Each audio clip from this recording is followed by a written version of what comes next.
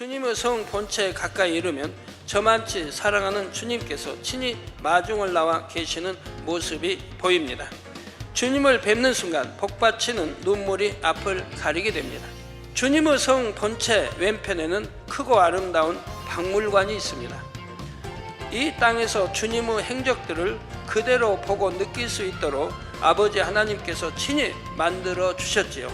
예를 들면 피아 돌로로사도 그대로 재현되어 있습니다. 새 예루살렘에 가실 분이라면 당연히 많은 상급을 쌓아야 합니다. 새 예루살렘에서 한 개인에게 주어지는 땅은 여러분이 상상할 수 없을 정도로 넓기 때문입니다.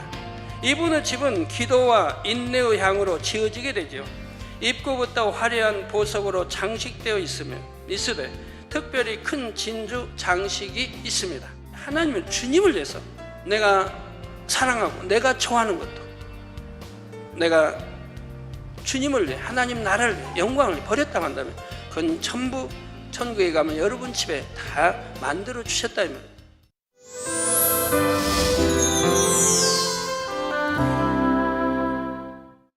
사랑하는 성도 여러분, 시청자 여러분, 지난 시간에는 새 예루살렘 중에서 아버지 하나님의 영역에 대해 말씀드렸습니다. 구약시대에 쓰임받았던 믿음의 선진들 중 온 영을 이룬 분들이 모두 아버지 하나님의 영역에 들어갑니다. 지난 시간에는 그 중에서 엘리야, 에녹, 모세의 집에 대해 말씀드렸죠. 그런데 신약시대 인물 중에서도 하나님의 영역에 처소가 마련된 예외적인 경우가 있었습니다. 바로 사도 바울과 막달라 마리아, 동정녀 마리아이지요. 이분들은 주님 시대와 성령 시대에 살았지만 천국의 높은 서열에 오른 분들입니다. 아버지 하나님의 인간 경작의 열매 중 최극상품에 해당되는 분들이므로 아버지 하나님의 영역에 들어가게 됩니다. 오늘은 주님의 영역에 대해 말씀드리겠습니다. 사랑하는 성도 여러분, 우리 주님께서는 성령으로 잉태하여 육신을 입고 이 땅에 태어나셨습니다. 인생들과 같이 모든 것을 체험하셨지요. 그래서 아버지 하나님과 달리 새 예루살렘 안에 주님의 성이 있습니다. 아버지 하나님은 새 예루살렘에 보좌만 있으시죠. 주로 넷째 하늘에 계시다가 새 예루살렘에서 아버지 하나님의 주관으로 연회가 열릴 때 그 보좌에 앉으십니다. 그러니까 우리가 이제 천년왕국이 끝나고 백보자 심판이 있은 다음 천국으로 다 입주하게 되면 그때 이제 첫 새 예루살렘 아버지 보좌에서 있는 곳에 우리 대성전 모형 이런 성전에서 첫 예배가 드려집니다. 그때 아버지 함께 하십니다. 또 하나님 아버지께서 연회를 베푸실 때 또 함께 하시고요. 또 특별한 어떤 일이 있을 때 함께 하시겠죠. 그 또 외에 우리 주님이 연회하신다면 그때는 함께 하시지 않을까 싶은데 그거는 제가 설명드린 바 없어서 잘은 모르겠고요. 우리 주님의 성은 하나님의 보좌 우편 아래쪽에 있습니다. 주님의 성 중앙에는 거대한 황금 지붕을 한 건물이 있지요. 이곳을 중심으로 다양한 형태와 빛깔의 건물들이 무수히 펼쳐져 있습니다. 특별히 돔 형식의 거대한 황금 지붕들 위로 찬란한 빛으로 둘러싸인 영광의 십자가들이 보입니다. 이는 주님께서 십자가를 지심으로 모든 영혼들이 천국에 이르게 되었음을 영원히 잊지 않도록 하기 위함이지요. 정중앙의 큰 건물은 원통형이면서도 약간 각이 진 형태입니다. 온갖 보석을 깎아 정교하게 만들었기에 그곳에서 흘러나오는 빛들이 어우러져 마치 무지개 빛처럼 보입니다. 주님의 성의 건축 양식을 굳이 이 땅의 것으로 비유하자면 러시아의 성 바실리 성당과 흡사합니다. 그러나 건물을 이루는 재료와 규모 등은 이 땅의 어느 것과도 비교할 수 없죠. 그러니까 규모는 뭐 어마어마하고요. 또 재료는 황금, 보석, 찬란한 이런 빛들로 지어졌으니까 저와 비교할 바는 아닙니다만 좀 비슷한 형태라고 좀 말씀을 드리고 있는 것입니다. 주님의 성 안에는 이 중심부의 건물 외에도 많은 건물들이 있습니다. 가장 가까이에는 주님의 수제자였던 베드로와 요한, 야고보의 집이 위치해 있지요. 그 다음으로 다른 제자들의 집들이 나란히 위치해 있습니다. 이 땅에서 늘 주님과 동행했던 제자들은 천국에서도 주님과 가까이 있는 것입니다.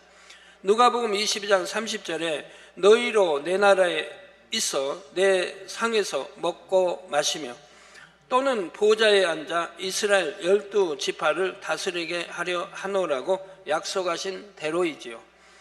또한 서로 사랑하고 영으로 가까운 사람들이 천국에서도 함께할 수 있도록 배려하신 아버지 하나님의 사랑이 느껴지는 부분입니다.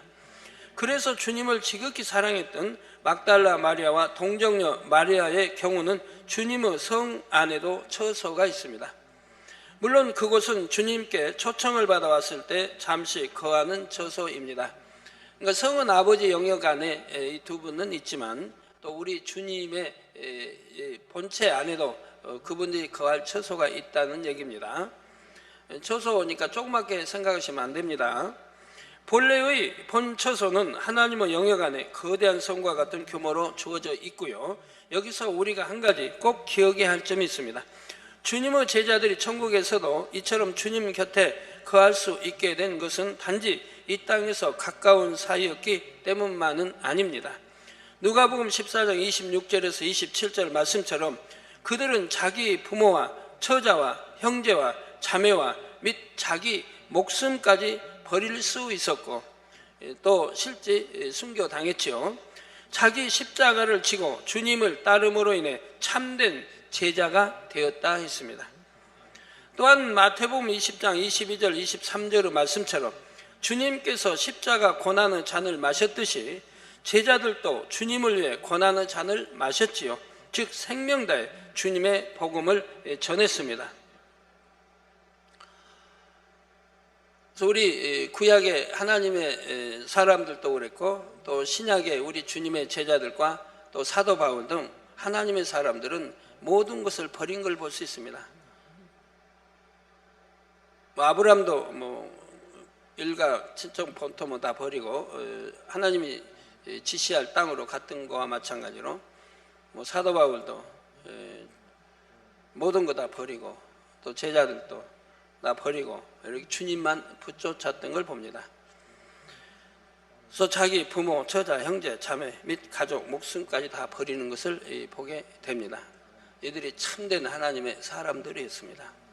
이같이 생명다의 주님의 복음을 전했습니다. 이 같은 헌신이 있었기에 천국에서도 주님의 상에서 함께 먹고 마실 수 있는 자격을 얻게 된 것입니다. 성도 여러분, 새 예루살렘에서는 아버지 하나님께서 베푸시는 연회를 비롯하여 크고 작은 각종 연회가 계속됩니다. 주님께서 베푸시는 연회도 있으며 엘리야, 에녹, 아브라함, 모세, 사도 바울 등이 베푸는 연회도 있습니다. 만일 여러분이 주님께서 베푸신 연회에 초청을 받아 간다면 이는 큰 영광입니다. 주님의 성에 들어가서 주님과 마음껏 즐거운 시간을 가질 수 있지요. 지금부터는 여러분이 주님의 성에 처음으로 초청받아 들어갈 때의 일을 말씀드리겠습니다. 주님의 연회에 초청을 받은 성도들은 최고로 아름다운 신부의 모습으로 정성껏 단장을 하게 됩니다. 주님은 영적으로 신랑이 되시기 때문이지요. 주님의 신부들이 주님의 성 앞에 당도하면 황금빛이 찬란한 정문 양쪽에서 두 천사가 공손히 맞이합니다. 주님의 성벽은 온갖 보석으로 꾸며졌고 성벽 위는 아름다운 꽃들로 장식돼 있지요. 이 성벽을 장식한 꽃들은 성문에 도착한 주님의 신부들을 향해 그윽한 향기를 발산해 줍니다. 그러면 벌써부터 주님의 신부들은 온몸을 감싸는 꽃 향기로 인해 황홀감이 더해지지요. 그럴 때 이윽고 정문이 열립니다. 주님의 성 안으로 들어서면 영혼 깊숙이 감동을 주는 아름다운 음악이 잔잔하게 들려오지요.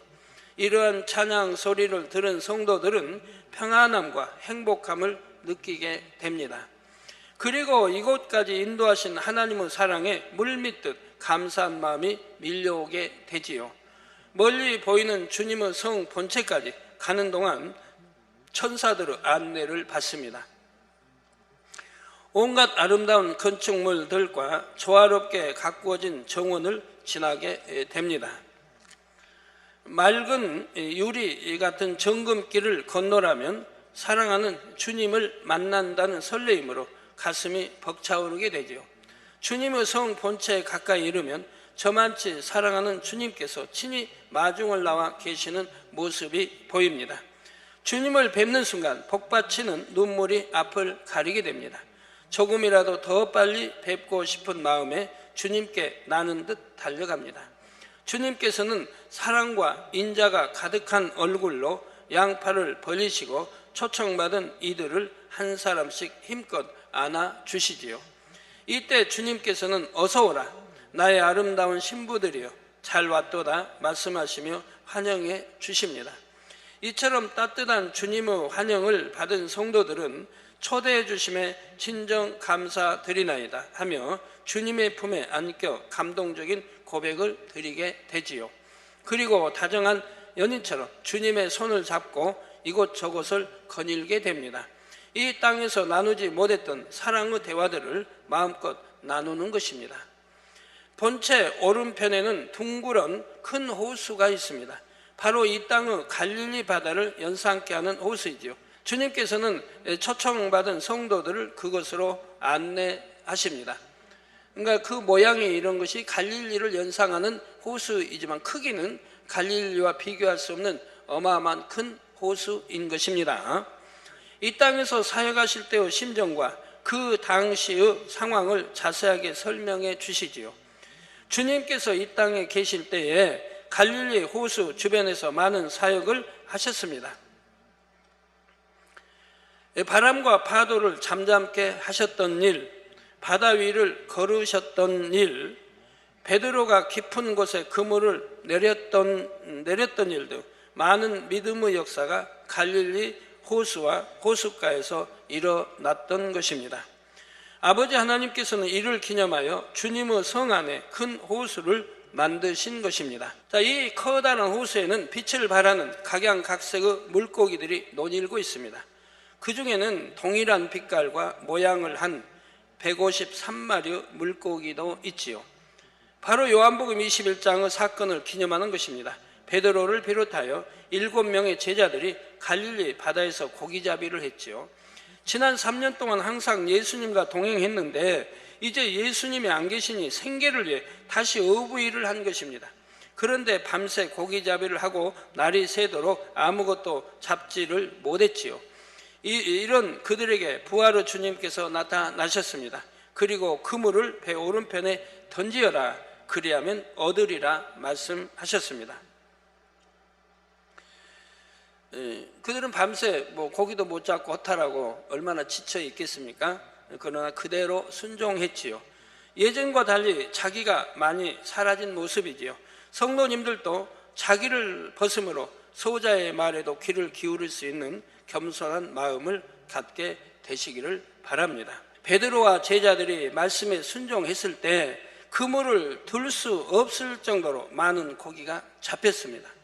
나중에 그물을 육지에 끌어올려 잡은 고기 수를 세어보니 바로 153마리였던 것입니다. 그러니까 큰 고기들이죠. 적은 게 아닌. 주님께서는 이렇게 잡은 물고기를 숯불에 구워 제자들과 함께 잡수셨지요. 그리고 제자들에게 이후의 사역을 당부하시는 말씀을 하셨습니다. 생계를 위해 고기잡이 일을 하는 것이 아니라 사람을 낚는 어부 곧 복음을 전하여 영혼을 구원할 것을 당부하신 것입니다. 특별히 수제자인 베드로에게는 내가 나를 사랑하느냐 3번 물으셨지요.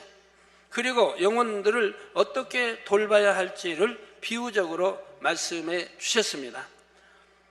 이처럼 갈릴리의 153마리 물고기 사건은 주님과 제자들에게 있어서 영원히 잊을 수 없는 일인 것입니다.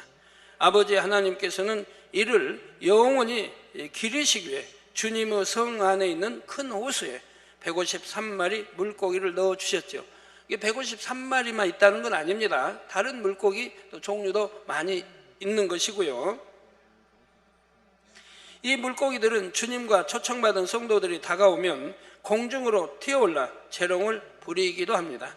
그러면 물고기의 비늘에서는 오색 찬란한 빛이 발해져서 보는 이에게 기쁨과 즐거움이 더해지지요. 주님께서는 이 땅에서처럼 천국에서도 호수 위를 걸어가십니다. 그러면 초청받은 성도들은 호숫가에 빙 둘러서서 행복한 마음으로 주님을 바라보게 되지요. 주님께서는 둘러선 성도들에게 이 땅에서 무리를 걸으셨을 때의 상황을 자세하게 설명해 주십니다. 모두가 행복한 마음으로 주님의 말씀을 듣는데 그 중에는 살짝 민망히 여기는 분도 계십니다. 누굴까요? 베드로 사도이지요. 마태복음 14장 28절에서 32절에 보면 베드로는 무리를 걸어오시는 예수님을 향해 용감하게 고백했습니다. 주여, 만일 주시거든 나를 명하사 무리로 오라 하소서 했던 것입니다. 이에 예수님께서 오라 하시자 베드로는 주저없이 배에서 내려 무리로 걸었습니다. 여러분이라면 과연 이렇게 할 수 있겠는지요? 베드로는 담대하게 했다는 사실입니다. 그런데 그때 풍랑이 크게 일자 순간 무서움이 틈탐으로 물속으로 빠져들고 말았습니다.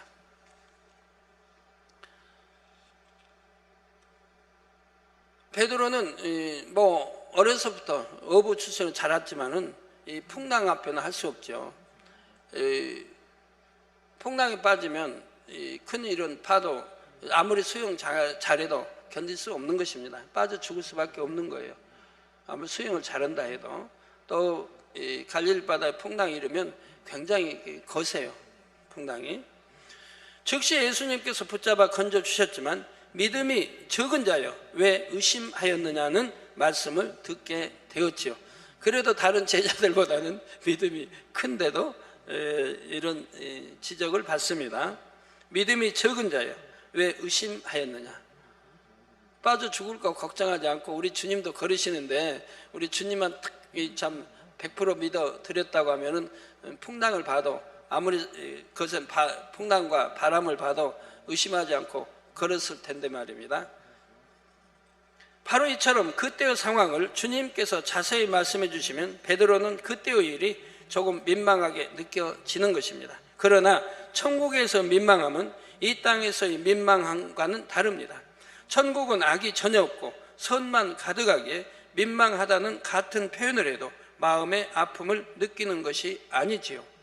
또한 천국에서는 누구에게 무한을 주거나 창피함을 느끼게 하는 일도 없습니다.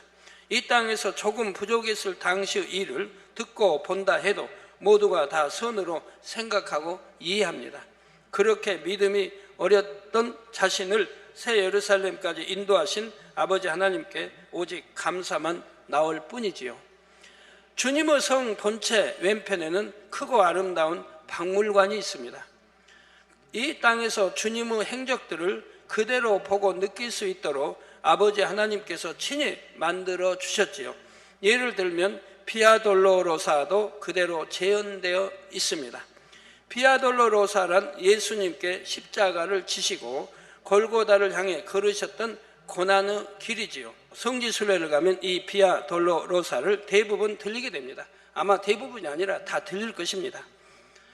본디오 빌라도에게 사형 판결을 받은 제1지점으로부터 시작하여 예수님의 시신이 장사되셨던 제14지점까지 곳곳마다 설명이 붙어 있지요. 그런데 천국의 주님의 성 안에 재현된 비아 돌로로사도 마찬가지라는 사실입니다. 이 땅보다 더 정확한 설명이 붙어 있죠. 그러나 우리가 성지순례를 가서 본 저런 것은 아닙니다. 2000년 전 우리 주님이 계셨던 당시 그때의 모습이 재현되어 있고요. 지금은 현대 건물도로 들어서서 저렇게 이제 달라 있지만 그때 2000년 전의 모습으로 재현되어 있는 것입니다. 그 당시 예수님께서 마음으로 고백했던 내용까지도 글귀 장식으로 붙어 있습니다. 이 시간은 그 중에서 아주 일부만 소개해 드리겠습니다. 아버지여, 내게 지워진 십자가가 무거운 것이 아니요 가시 면류관이 아픈 것이 아니나이다. 아버지와 처음으로 이 땅을 밟았을 때와 달리 이 땅이 변질됨과 사람의 마음의 변질됨이 내 마음을 억누르고 무겁게 하나이다. 그러나 이제 잠시 후 이 일들이 끝난 후에는 아버지의 허락하심 속에 그 사랑 가운데 이들에게 이 길을 여시고 빛을 여사 그 아름다운 빛으로 조명해 주실 줄 믿기에 나는 능히 갈 수가 있나이다. 아버지는 나의 마지막 힘이요 나의 마지막 능력이니이다. 아버지여, 내가 지금 짊어지고 걷는 이 길과 고난받는 일들에 대해 민망히 여기지 마소서. 내가 할 일을 마땅히 하고 있으며 아버지의 섭리하신 길을 마땅히 가고 있나이다. 이 땅에서 숨이 끊어질 마지막 순간까지 아버지와의 그 사랑을 생각하겠나이다. 아버지여, 사랑하나이다. 이러한 예수님의 당시 마음이 기록된 장식이 그대로 천국의 비아돌로로사에 있지요. 여러분이 주님과 함께 이곳을 돌아보게 된다면 주님으로부터 직접 당시 상황에 대해 자세히 들을 수도 있습니다. 아버지 하나님께서 왜 예수님께 그 사명을 주실 수밖에 없었으며 예수님은 어떤 마음으로 그 사명을 받았는지 십자가 고난을 앞두고 남겨질 제자들에 대한 마음은 어떠셨는지 대제사장 앞에 섰을 때와 빌라도 법정에 섰을 때의 심정 등에 대해 우리 주님께서 자세하게 말씀해 주시지요. 그 말씀을 듣는 모든 성도들은 눈물을 흘리며 중심에서 감사의 고백을 드리게 됩니다. 내 주시여, 진정 나의 구세주시니이다 라고 고백할 수밖에 없는 것이지요. 주님 성 안에 있는 박물관에는 이 외에도 다른 많은 것이 있습니다. 예수님께서 저주받은 자처럼 달리셨던 피 묻은 나무 십자가도 그대로 만들어져 있지요. 또한 예수님께서 태어나신 곳인 베들레헴의 마구간도 그대로 재현해 놓으셨습니다. 이 박물관에는 이 밖에도 예수님의 이 땅의 행적을 그대로 보고 느낄 수 있는 모든 것들이 재현되어 있다는 사실입니다. 우리 주님이 나사렛에서 자라나신 그 과정, 어떻게 자라나시고 큰 나무 밑에 그늘에서 하늘을 우러러보며 어떻게 공생애까지 준비해 왔는가, 그런 과정도 다 재현이 되어 있습니다. 그렇다 하여 이 땅에서처럼 썩어질 나무나 냄새나는 재료들로 만들어진 것은 아니지요. 모두가 천국의 재료들로 만들었으되 이 땅과 같은 느낌이 들도록 만들어 놓았습니다. 우리 주님의 성 안에는 특별한 길이 있습니다. 새 예루살렘의 길들은 보통 정금길인데 주님의 성 안에는 곳곳에 보석길이 있지요. 이 보석길은 온갖 빛깔의 아름다운 보석들로 만들어져 있습니다. 이 보석길을 누군가가 걸으면 보석의 빛이 더해져서 마치 무리를 걷는 듯한 느낌이 들게 되지요. 하나님께서 주님께 보석길을 주신 이유는 주님께서 십자가 고난의 길을 걸으신 것을 위로하시기 위함입니다.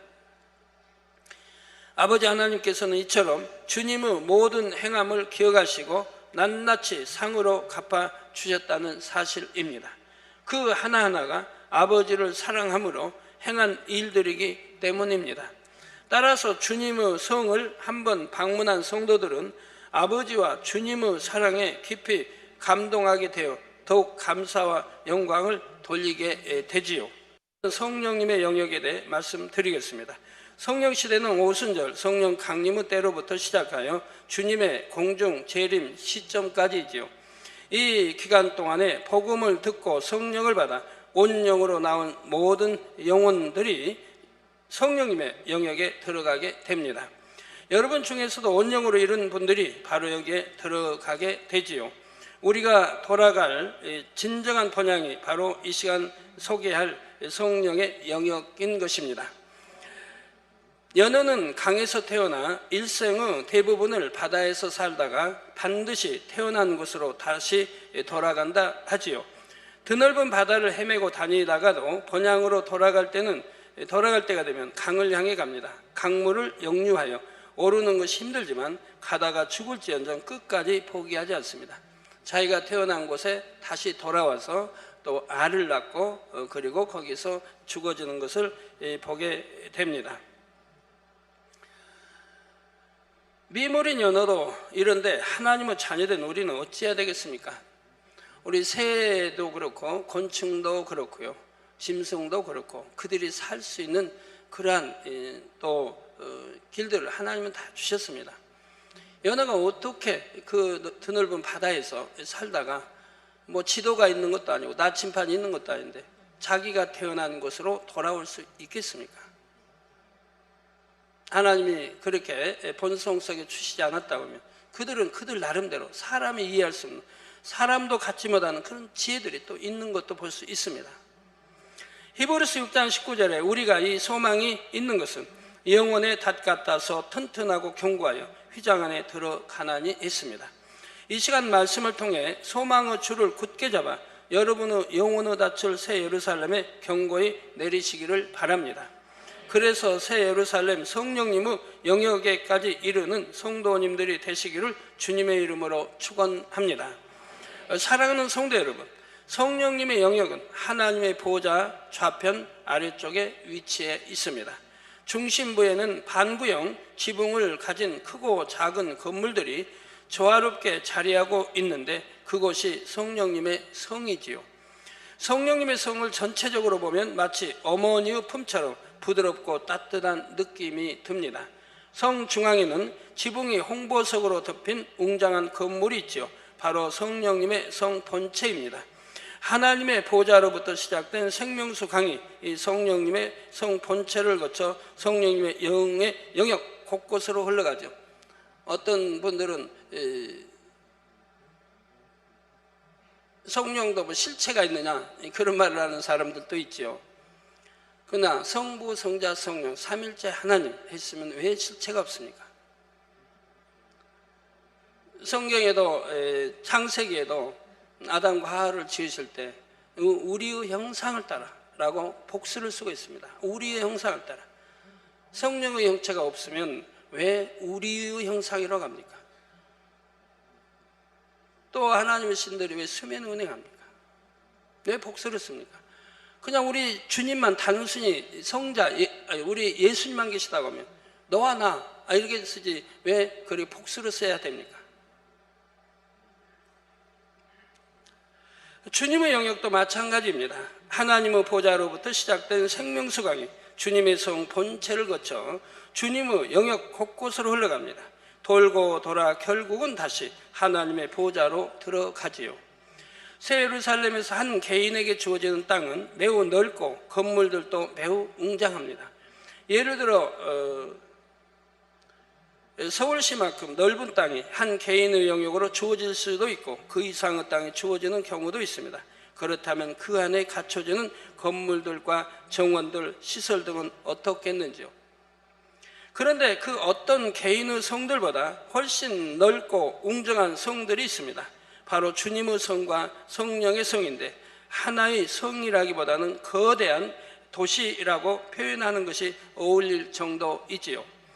새 예루살렘 면적이 남한의 58배이므로 이의 3분의 1인 주님 및 성령의 영역은 각기 남한의 약 19배가 됩니다. 또한 건축 양식이 독특하며 작은 부분까지 아버지 하나님의 섬세한 손길을 느껴집니다. 다른 집들은 주님의 지휘 아래 천사들이 지었지만 주님과 성령님의 성은 아버지 하나님께서 친히 지으셨기 때문입니다. 주님의 성과 성령의 성 사이에는 두 성을 잇는 아치형 다리가 있습니다. 이 다리는 화려하고 아름다우며 영롱한 빛을 내는 구름으로 만들어져 있지요. 다리의 중간 지점에는 주님과 성령께서 만나 대화를 나눌 수 있는 만남의 장소가 아름답게 조성되어 있습니다. 그 중에는 두 분이 자주 앉아 담소를 나누시는 보석 테이블이 있는데 찬란한 무지갯빛 파라솔이 달려 있고요. 이 만남의 장소에는 오직 주님과 성령님만 들어갈 수 있습니다. 새 예루살렘에 들어온 다른 어떤 영혼들도 여기에는 들어갈 수가 없지요. 그만큼 구별된 장소입니다. 어떤 때에는 주님께서 먼저 나오셔서 성령을 기다리시기도 하고 어떤 때는 성령님께서 미리 나오셔서 주님을 기다리시기도 합니다.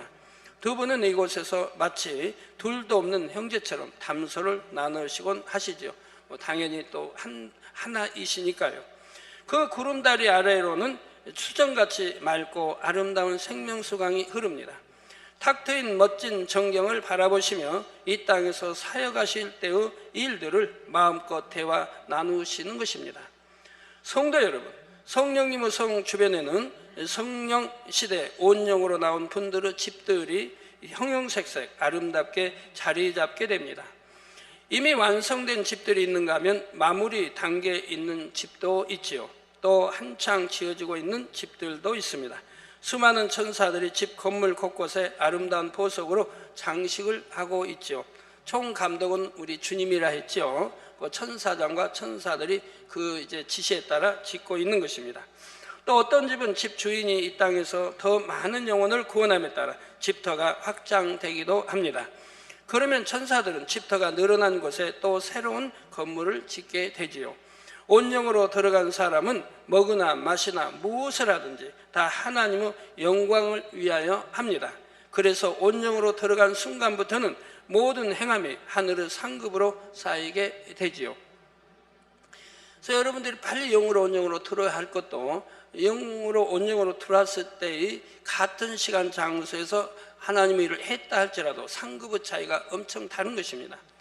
육의 행함은 아무리 충성을 해도 마음 중심으로 하지 못하고 또 그러한 믿음과 사랑으로 하지 못하기 때문에 그만큼 상급이 적지만 영과 온영으로 들어간 사람은 중심으로 하나님을 사랑하고 믿음 가운데 행하기 때문에 그것이 모두 상급이 되어지는 겁니다. 또한 믿음의 3단계에 있는 사람과 온영의 사람이 같은 시간 같은 일을 했다 해도 그에 대한 천국의 상급은 매우 차이가 나는 것입니다.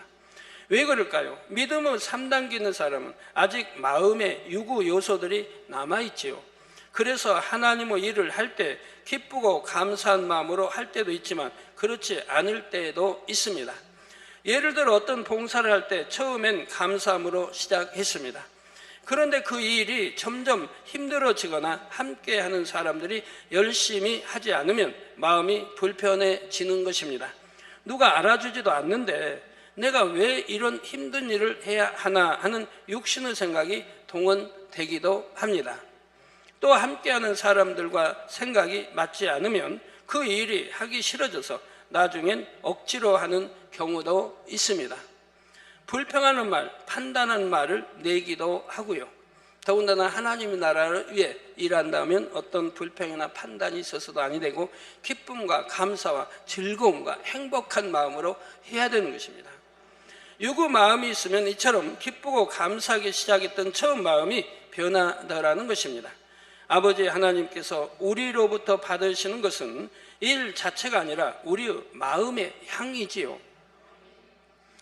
그런데 육의 마음이 있는 이상은 이처럼 그 마음이 향이 온전치 못한 경우가 있다는 사실입니다. 또한 기껏 상급을 쌓았다 해도 불평, 불만의 말을 내므로 인해 다시 상급이 깎이기도 하지요. 물론 믿음의 3단계를 하여 모두가 이런 것은 아니지요.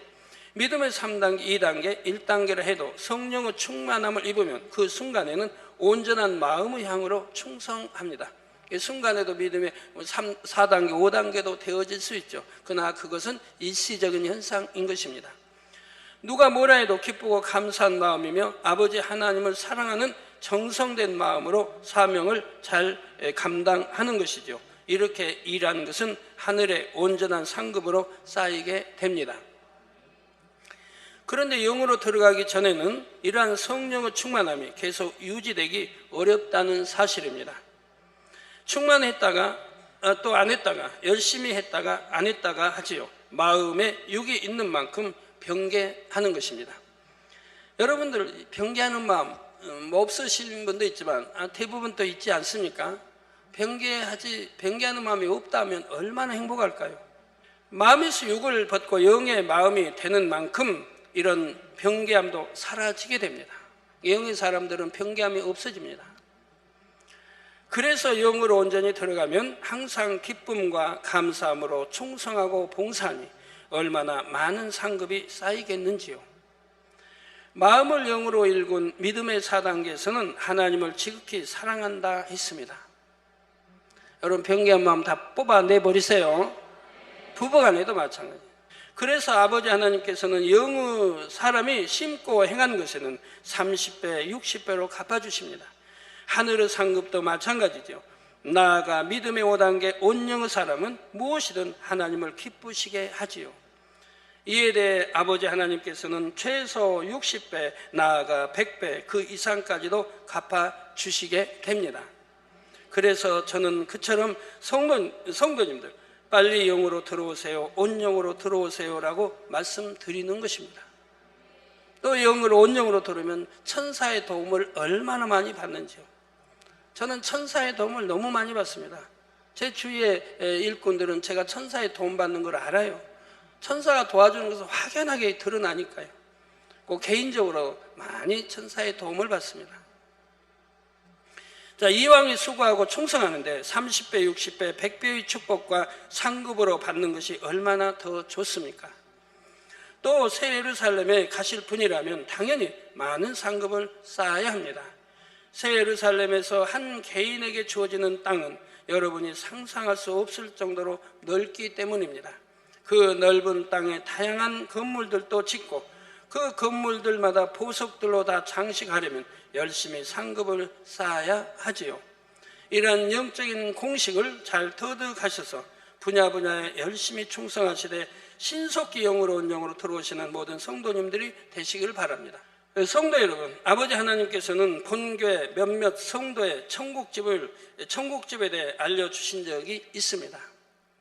이들이 온영을 이루고 각기 자기 사명을 잘 감당했을 때 주어지는 천국의 상급이죠.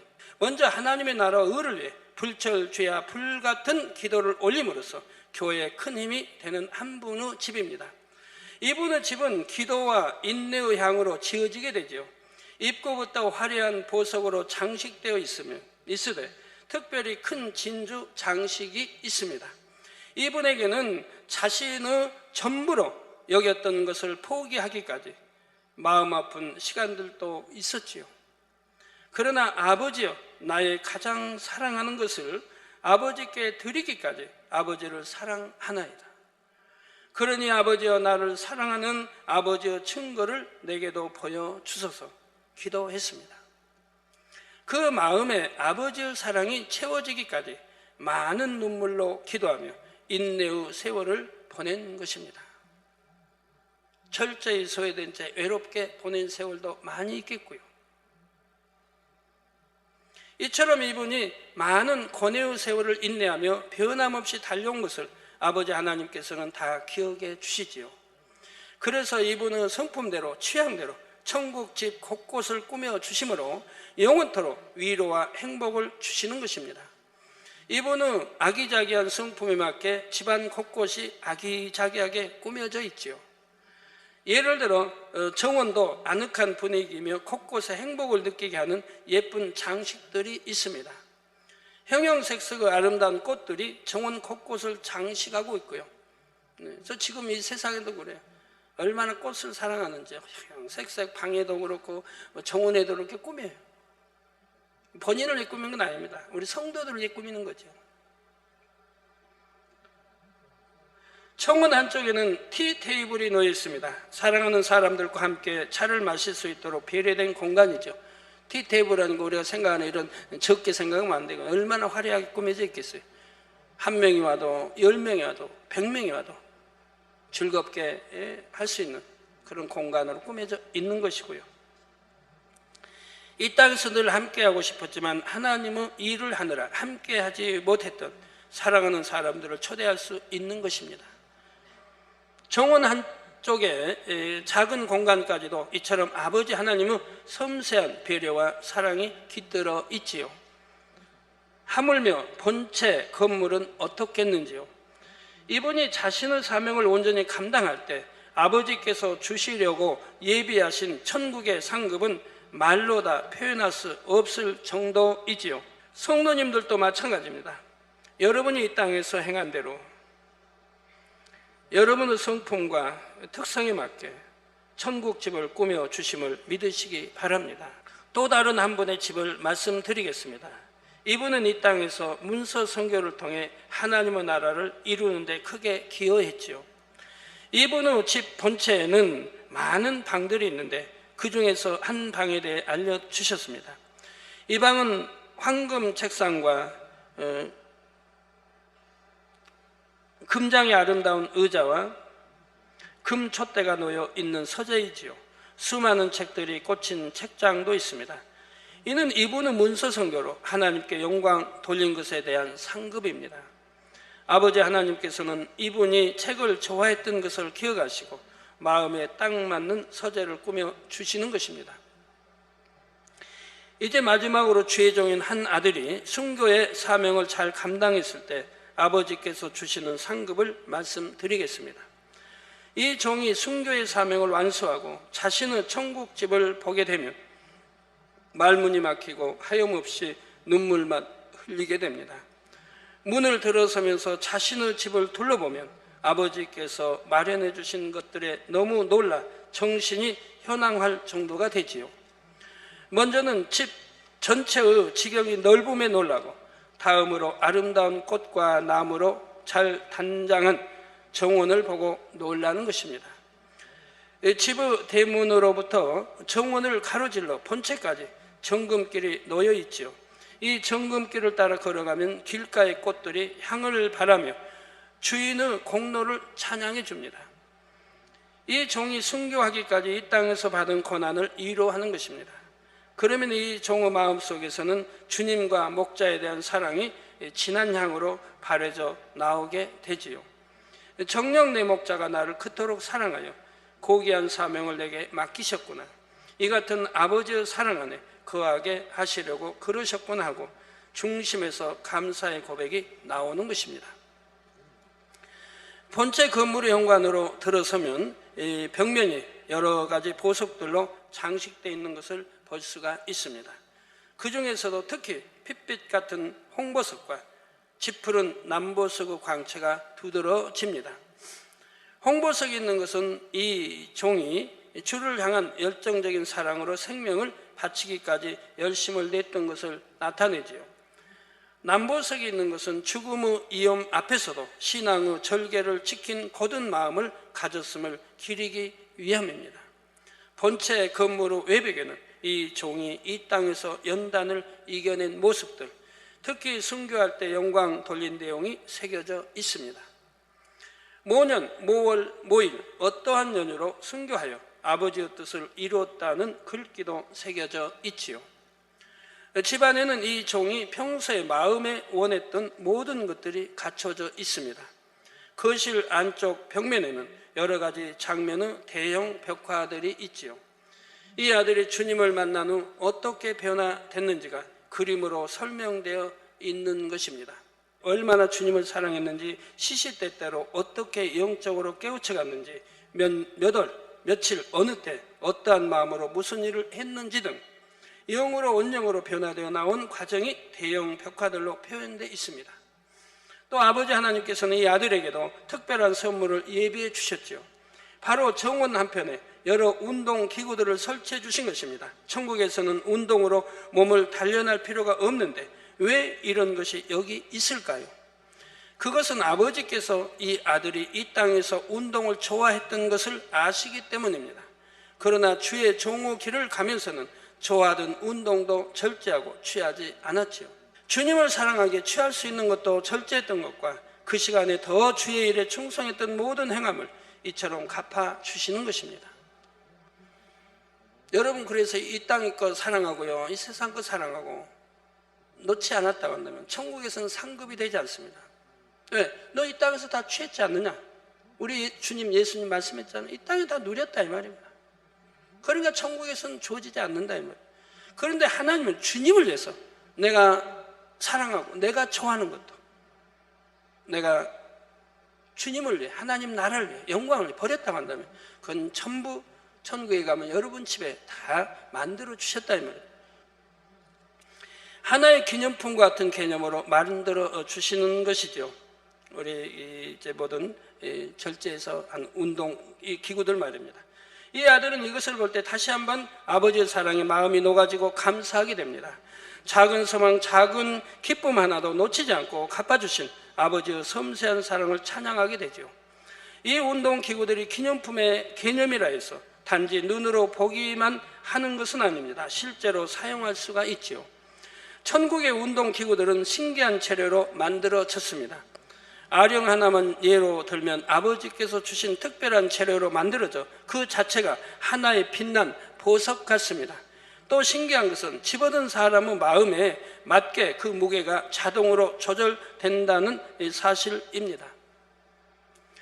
좀 더 무거워졌으면 좋겠다 하면 저절로 더 무거워지는 것이죠. 이 땅에서는 예를 들어 역도를 한다. 역도 경기가 선수한다. 그럼 내가 100kg를 든데 이제 110kg를 들고 싶다. 그러면 5kg를 양쪽에 더 끼워서 110kg를 듭니다. 120kg 하면 또 끼워서 5kg 빼고 10kg짜리 양쪽에 넣어서 이렇게 합니다. 그러나 천국에서는 이것이 자동으로 조절이 된다 이 말이에요. 원하는 대로. 새 예루살렘은 이처럼 마음으로 품는 모든 것이 이루어지는 공간입니다. 예, 결론을 말씀드립니다. 사랑하는 성도 여러분, 새 예루살렘 중에서 성령님의 영역에 대해 말씀드렸습니다. 그리고 그 안에 있는 집들 중 몇 분의 집을 간략하게 말씀드렸지요. 새 예루살렘에 들어온 사람들은 이 땅에서 살아갈 때 오직 아버지 하나님의 뜻을 쫓았습니다. 자기가 사랑했던 것, 좋아했던 것, 갖고 싶었던 것들을 다 포기하고 오직 주를 위해 살았지요. 심지어는 하나뿐인 생명까지도 주를 위해 바칠 수 있는 마음이 된 것입니다. 자상하신 사랑의 아버지 하나님께서는 이런 모든 것을 낱낱이 기억하시고 단 한 가지도 그냥 흘려버리지 않으십니다. 그 모든 것을 상급으로 다 갚아주시지요. 오늘 본문 요한복음 13장 32절에 만일 하나님이 저로 인하여 영광을 얻으셨으면 하나님도 자기로 인하여 저에게 영광을 주시리니 곧 주시리라 말씀하신 대로인 것입니다. 예, 먹으나 배나 마시나 범사에 오직 하나님의 영광을 위해 산 사람들이라 이 말입니다. 새 예루살렘에 들어온 사람들. 그러니까 그도 세세토록 오직 영광을 받게 해주셨다 이 말입니다. 주님을 사랑하게 절제했던 마음, 포기했던 마음, 나를 묻고 또 묶었던 마음들, 그런 마음들까지도 다 녹아질 수 있도록 넘치는 위로와 사랑을 베풀어 주시는 것입니다. 이런 하늘의 영광을 믿고 바라보는 사람은 나를 버리는 것이 힘들지 않지요. 오히려 기쁘고 감사한 일이 됩니다. 모든 성도님들이 이제 더 큰 소망 가운데 이 땅의 것을 온전히 버리고 위의 것, 곧 하늘의 영광을 얻어나가시기를 바랍니다. 또한 참번양인 새 예루살렘의 성령님의 영역에 여러분의 영원한 처소를 마련하실 수 있기를 주님의 이름으로 축원합니다.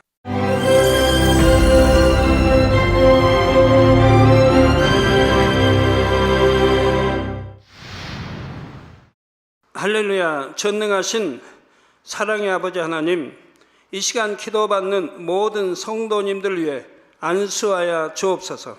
GCN 방송 시청자들이 인터넷과 화상을 통해 기도받는 지교회와 지성전, 그리고 전 세계 하나님의 자녀들 위에도 시공간을 초월하여 역사하여 주시기를 원합니다. 믿어지는 믿음을 주시고 부정적인 생각과 의심의 세력을 물리쳐 주옵시며 모든 시험 환난도 물리쳐 주옵소서. 머리부터 발끝까지 오장육부 뼈 마디마디 온몸의 신경 조직 세포 등 아픈 곳마다 성령의 불로 태우시고 근본의 빛으로 역사하여 주옵소서. 예수 그리스도의 이름으로 명하노니 원수마귀 사단 모든 질병 균 연약함아 물러가라. 빛이여 임하라. 모든 불치 난치병도 성령의 불로 태워 깨끗게 하여 주옵소서. 말라리아를 비롯한 모든 풍토병도 물리쳐 주옵소서. 감기, 기침, 열, 몸살, 독감 등 각종 유행성 질병도 다 물러가라. 어떠한 유행성 질병 균도 틈타지 않게 지켜 주옵소서. 위암, 폐암, 간암, 유방암, 자궁암, 대장암, 피부암 등 각종 암과 에이즈, 백혈병, 뇌졸중, 고혈압, 저혈압, 심장병, 폐병, 위장병, 당뇨, 부인병, 피부병, 갑상선 질환과 모든 염증도 깨끗게 하여 주옵소서. 소아마비, 중풍, 관절염, 디스크도 온전케 하여 주옵소서. 요통, 두통, 신경통을 비롯한 모든 통증은 사라질지어다.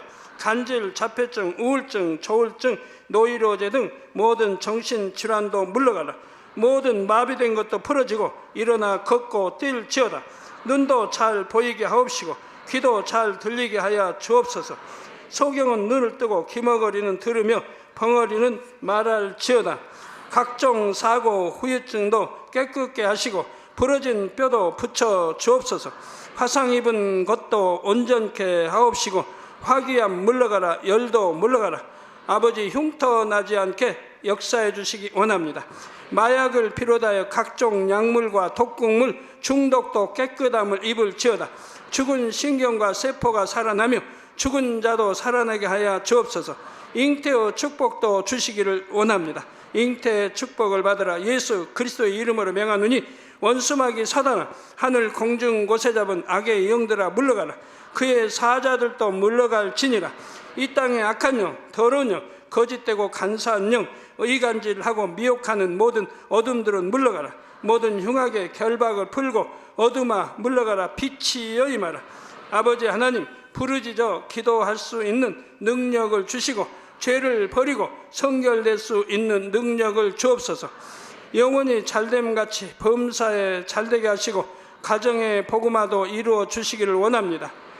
한 주간도 모든 사고와 재앙으로부터 지켜주시고 불통이 없는 형통한 삶을 살 수 있도록 축복해 주옵소서.